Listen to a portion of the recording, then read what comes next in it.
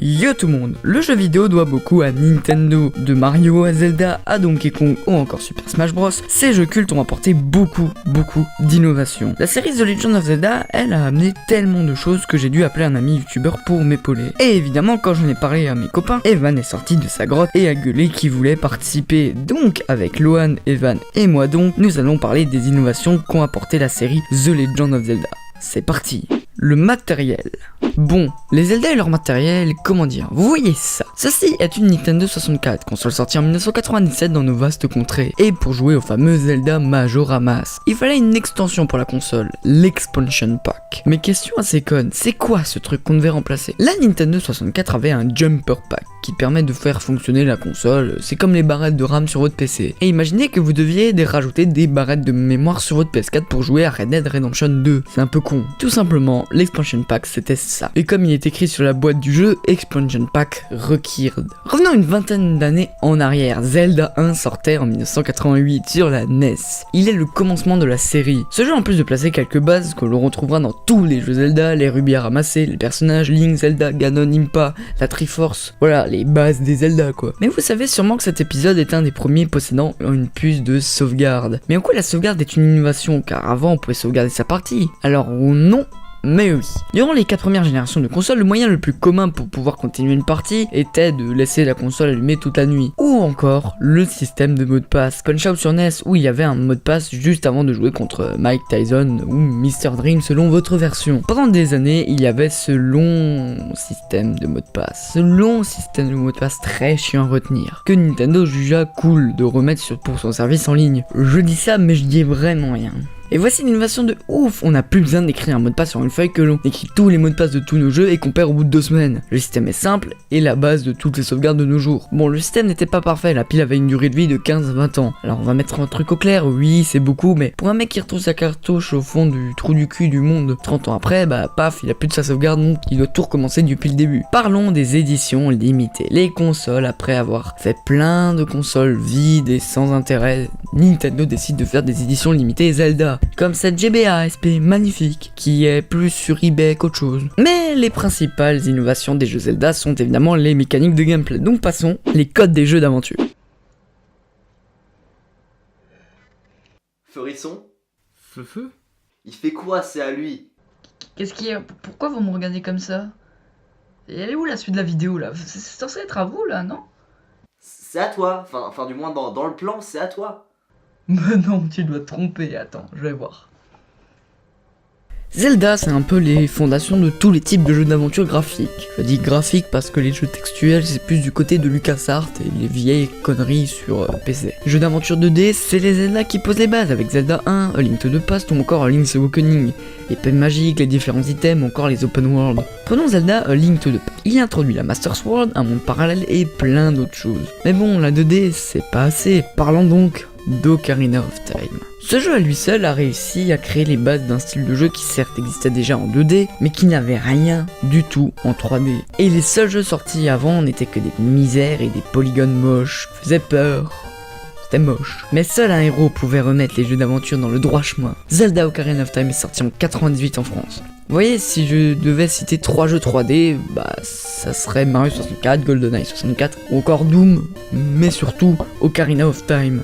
La vue à la 3ème personne, la visée avec la première personne, l'histoire pour la chronologie qui fut juste essentielle, tout ça a créé un genre de mythe autour d'Ocarina of Time, et c'est pour ça que le jeu est souvent cité comme le meilleur des Zelda, mais surtout comme un des meilleurs jeux de tous les temps, aux côtés de Super Mario 64, FF7, The Witcher 3, ou encore Zelda Breath of the Wild. Et oui, Zelda Breath of the Wild est un jeu qui révolutionna le fait même de jouer à Zelda. Comme Ocarina of Time à son époque, il révolutionna la chronologie en créant un genre de paradoxe bizarre qui réunit toutes les timelines sans vraiment les réunir, un truc très bizarre. Une nature quasi réelle, des graphismes magnifiques pour la Switch et la Wii U. Zelda Breath of the Wild explora les codes ancrés depuis des années dans les jeux d'aventure et mit des claques par pack et 12 à tous ses concurrents comme Horizon ou The Witcher 3. Mais désigner le meilleur jeu de tous les temps est difficile car aujourd'hui il y a une tonne de joueurs différents, mais à ces joueurs qui dénigrent la saga Zelda, j'ai un mot à vous dire. Sans Zelda 1, sans Zelda Link to the Past, sans Ocarina of Time ou encore sans Wind Waker, le jeu vidéo serait bien mal.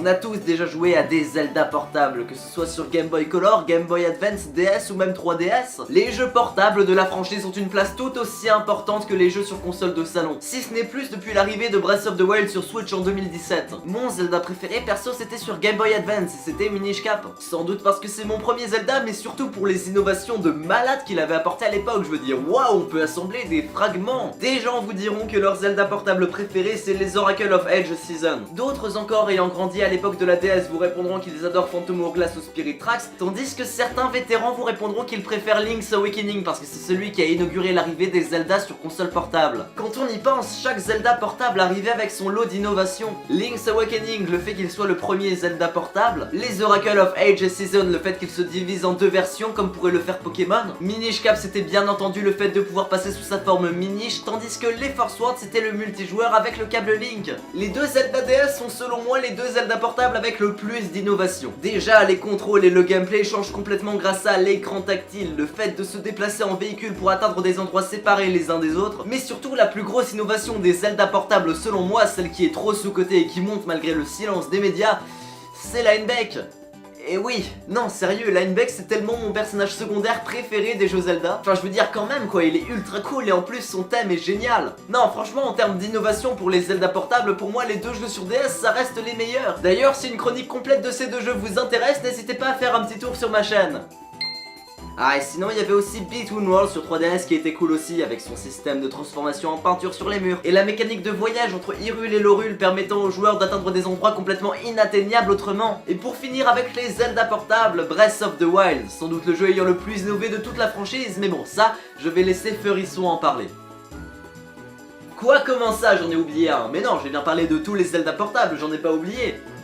Oh non, ne me dites pas que vous parlez de Zelda Triforce Heroes. Bon. Comment dire?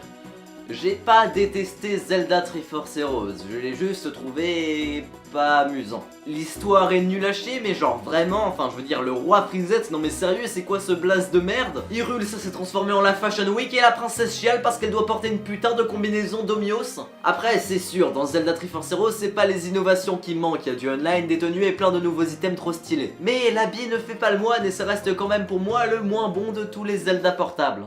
Jeu multijoueur d'aventure. Ah, Triforce Heroes, un Zelda multijoueur, c'est une expérience à part, mais bon, pour vous le montrer, repartons à une époque où la France n'était qu'une seule fois championne du monde, une époque où Jacques Chirac était encore président, une époque où la PS2 écrasait tout sur son passage. Bon, Zelda et le multijoueur, ce n'est pas une idée de Nintendo. Zelda Force World est un jeu sorti en 2002 sur GBA ou Game Boy Advance. Ce jeu est un simple portage de A Link to the Past, mais Nintendo embarque Capcom dans un supplément pour ce jeu. Nintendo est très content des jeux Capcom qui sont Zelda Oracle of Age et Zelda Oracle of Season. Nintendo s'occupant de la partie remake de Link to the Past, Force World ne révolutionnera pas l'histoire et la chronologie, ni d'ailleurs la saga Zelda, mais en fait il révolutionne le gameplay. Au début du jeu, on voit Vaati qui revient, et Link pour sauver Hyrule, il doit utiliser l'épée des 4. Cette épée permet de diviser Link en 4 personnes, et voilà. Le jeu passe d'un solo en multijoueur avec des IA si tu n'as pas d'amis ou de la coop si t'en as. Le jeu est équilibré et permet un mix entre la compétition et la coopération, mais il souffrait du problème du hardware. Pour jouer à 4 avec des copains, il faut 4 GBA, 4 jeux Zelda A Link to the Past.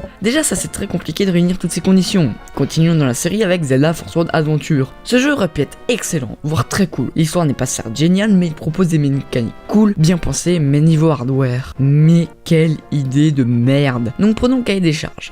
Il faut une GameCube avec le jeu Zelda Force World Adventure, 4 Game Boy Advance, 4 câbles Link particuliers que l'on doit connecter à la GameCube évidemment. C'est mieux d'utiliser la GBA que la manette de GameCube considérée comme la meilleure manette de tous les temps. Bah oui. Les Force World ont apporté quelques petites choses, mais rien d'important, la formule Zelda multijoueur semblait morte. Mais non! Je vous présente Triforce Heroes, jeu sorti le 23 octobre 2015. C'est un jeu multijoueur pourtant du jeu en ligne de la Nintendo. Ça veut dire taper des codes pendant 10 minutes. Ce jeu est cool, rien de plus, le multijoueur marche bien. Il faut pas déconner, ça reste Nintendo en 2013. Personnellement, je salue l'initiative de Nintendo de retenter le online sur une console qui ne possède pas ça du tout dans ses gènes. Les musiques trop stylées des Zelda. Que j'adore les musiques de Zelda. Je veux dire, pour moi, ce sont les meilleurs OST de tout jeu vidéo confondu. Alors, le premier homme à composer les musiques de Zelda est Koji Kondo. Quoi? Vous ne connaissez pas cet homme? Mais tu sais, c'est le mec là qui a composé tous les musiques de Super Mario et aussi ça.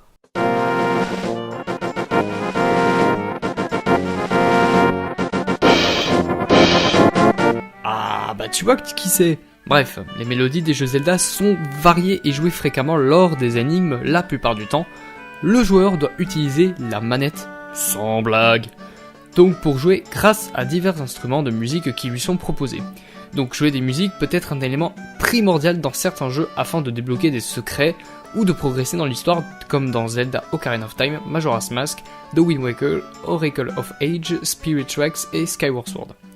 De nombreux instruments sont représentés dans les jeux, le plus marquant étant l'Ocarina de The Legend of Zelda Ocarina of Time, ce jeu étant le premier dans lequel le joueur doit lui-même jouer de la musique. On retrouve la trompette, les bongos et la guitare dans Majora's Mask, la flûte de Pan dans Spirit Tracks, et enfin la lyre dans Skyward Sword. Le joueur peut également manier une baguette de chef d'orchestre dans The Legend of Zelda The Wind Waker. Dans chaque jeu Zelda, nous avons notre musique préférée, comme par exemple j'apprécie le thème de Zelda 1,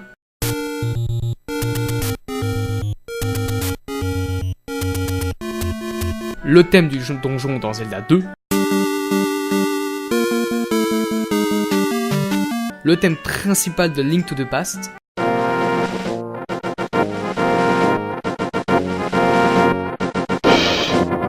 le thème de l'écran principal de Link's Awakening,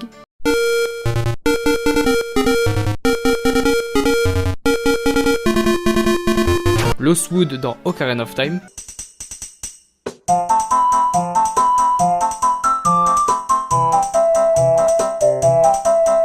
Cloud Town dans Majora's Mask,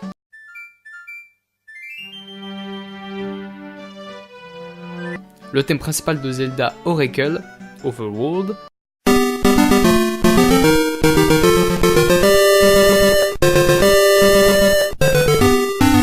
Dragon Roost Island dans Wind Waker, etc. Je vais pas tous les citer. Ce qui est incroyable, c'est que pour chaque jeu Zelda a un thème. Comme par exemple dans Majora's Mask, c'est les ténèbres, c'est le noir, c'est la mort, etc. Donc les musiques sont bien appropriées, comme le thème de Majora et le chant de la résurrection, The Song of Healing. Ou même encore Wind Waker avec le voyage de naviguer à travers les océans dans un monde cartoonesque avec Dragon Roost Island et The Great Sea. Bref, le palme d'or des meilleures musiques de tout jeu vidéo Zelda confondu est attribué à... Le palme d'or des meilleures musiques de tout jeu vidéo confondu est attribué à la série The Legend of Zelda. Bravo Koji Kondo, Akito Nakatsuka et Kenta Nagataka, je vais pas tous les citer à part de dire que ce sont tous des génies. Bon, j'ai fini d'analyser les parties sonores des jeux, mais passons sans plus tarder à la vidéo. C'est le principe d'un jeu vidéo. Alors... Squadra, nous sommes partis. Les trailers des jeux Zelda. Avez-vous toujours eu un fantasme en regardant un trailer de Zelda? Vous voyez pas quelle émotion ça vous fait? Alors, imaginez que vous avez vu le trailer pour le prochain Super Smash Bros qui va sortir. Là, vous sentez quelque chose dans votre petit cœur de gamer. Ou même encore un autre exemple. Dès que vous avez vu qu'Apple va sortir le prochain iPhone. Bref, chacun a son trailer Zelda préféré. Comme par exemple, Fury, c'est quoi ton trailer Zelda préféré? Moi, très clairement, c'est Breath of the Wild. Moi, personnellement, c'est Wind Waker. Mais qu'est-ce qui fait que les trailers de Zelda amènent la hype chez les fans et chez les joueurs de Zelda? Tout simplement, c'est que chaque jeu Zelda ont un style différent. Comme par exemple, dans Zelda Majora's Mask et Zelda Twilight Princess, on a le côté sombre. Dans Zelda Wind Waker, on a le côté un peu enfantin, un peu cartoonesque. Dans Zelda Breath of the Wild, nous avons l'aspect un peu nature.